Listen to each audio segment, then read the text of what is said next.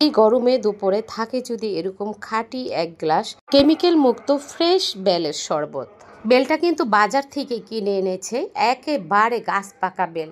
আমার কপালটাই ভালো, আলহামদুলিল্লাহ। বেলের গ্রানে বেলটা ভাঙার পরে আমি লোভ সামলাতে পারিনি, যতটুকু খাওয়ার আমি কিন্তু ভাঙার পরেই খেয়ে নিয়েছি চারাটা।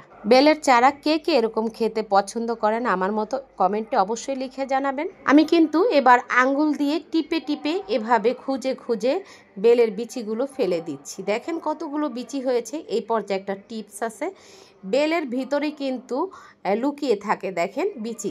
একটা বিচি যদি থাকে তাহলে পাটের বিচির মতো তিতো এই বেলের বিচি, আপনি শরবতটাই খেতে পারবেন না একটা বিচি থাকলে।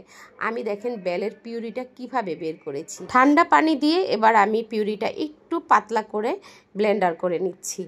এই পর্যায়ে আপনার হাতের কাছে ব্লেন্ডার মেশিন না থাকলে আপনি কিন্তু ঠান্ডা পানি মিক্স করে তারপরে ছেঁকে, আপনার যদি মনে হয় আপনি দুধ দিবেন বেলের শরবতে তাহলে দিতে পারেন, না থাকলে হাতের কাছে দুধ আপনি ঠান্ডা পানি দিয়েও এই শরবতটা এভাবে খেয়ে নিতে পারবেন। আমি একবার ব্লেন্ডার করে তারপরে দেখেন একটা ছাঁকনির সাহায্যে ছেঁকে নিচ্ছি। ছাঁকনির উপরে যা দেখছেন এগুলো যদি থাকতো বেলের শরবতে তাহলে কিন্তু আপনার মুখে লাগতো, খেতে পারতেন না। দেখেন বেলের পিউরিটা কত সুন্দর হয়ে গেছে।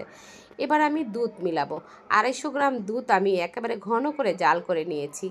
চিনি দিয়ে নিচ্ছি অল্প করে, কারণ এই বেলটা অনেক মিষ্টি। আমি আমার পছন্দ অনুযায়ী চিনিটা দিয়েছি, আপনার টেস্ট অনুযায়ী আপনি বেশি বা কম দিতে পারেন। আমি এখানে দুধ অ্যাড করে দিচ্ছি। ব্যাস হয়ে গেছে আমার বেলের জুস। এভাবে চাইলে আপনারা বাসায় গরমে বাচ্চাদেরকে এবং বাচ্চার বাবাকেও খাওয়াতে পারেন। গ্যারান্টি দিয়ে বলছি আপনার প্রশংসা করবে বাচ্চার বাবা। এই গরমে এক চুমুকেই তৃপ্তি। বেলের জুসের ভিডিওটা আপনাদের যদি ভালো লাগে একটা লাইক দিবেন, একটা কমেন্ট করবেন। আল্লাহ হাফেজ।